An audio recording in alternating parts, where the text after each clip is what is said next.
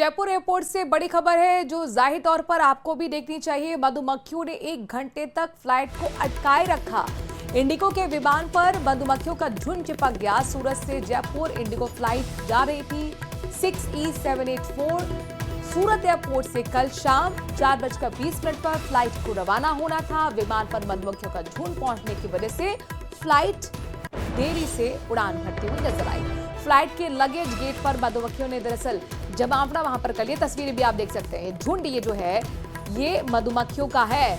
Luggage और यात्रियों की बोर्डिंग इस दौरान प्रभावित हुई। फिर स्मोक गन के जरिए मधुमक्खियों को वहां हटाने की कोशिश की गई। दमकल से पानी की बौछारें भी छोड़ी गई, तब जाकर मधुमक्खियों को हटाया गया है और 1 घंटे बाद जयपुर के लिए ये विमान उड़ान भर सका है।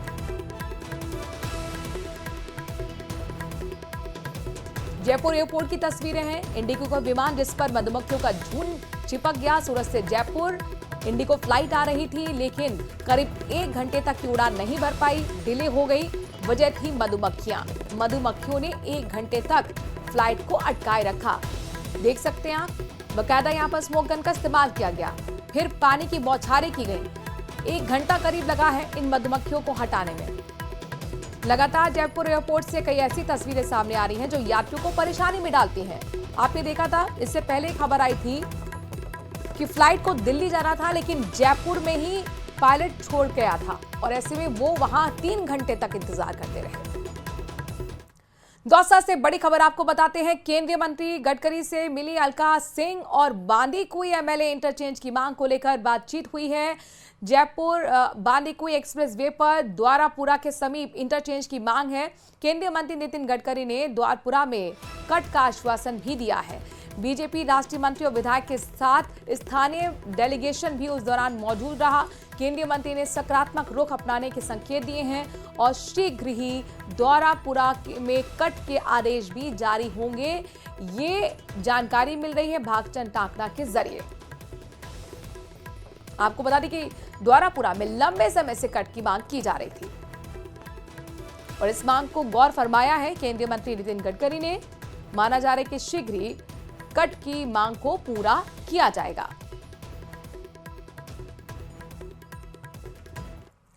टोंक से ब्रेकिंग न्यूज है। निवाई कृषि मंडी के 14 व्यापारियों के साथ धोखाधड़ी हुई है। मंडी के ही व्यापारियों ने करीब 10 करोड़ रुपए की धोखाधड़ी की। धोखाधड़ी करने वाले व्यापारी घनश्याम शर्मा परिवार के साथ फरार हो गया।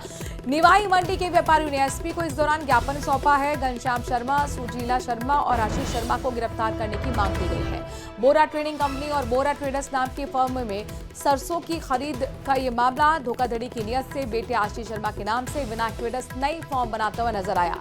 दोनों फॉर्म का माल नई फर्म में खरीद कर बेच दिया गया। घनश्याम शर्मा ने व्यापारियों को पैसे नहीं देकर रिश्तेदार के खातों में ट्रांसफर कर दिए। रिश्तेदारों के खातों से सेल्फ चेक से नकद राशि भी निकाल ली गई। 2 जून से मोबाइल बंद किया गया है और मकान भी बंद है। दुकान पे ताले चढ़े हुए हैं। ये सभी लोग फरार हैं।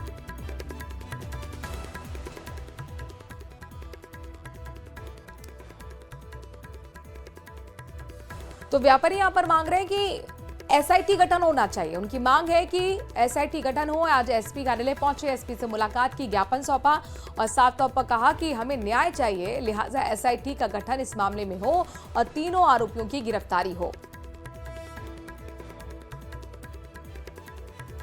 तो टोंक से ब्रेकिंग न्यूज आपको बता रहे हैं। निवाई कृषि मंडी के 14 व्यापारियों के साथ धोखाधड़ी का ये मामला है और मंडी के ही व्यापारी ने करीब 10 करोड़ रुपए की इनके साथ धोखाधड़ी की है, फिर फरार हो गए हैं और ऐसे में पूरे परिवार के खिलाफ एफआईआर दर्ज हुई है।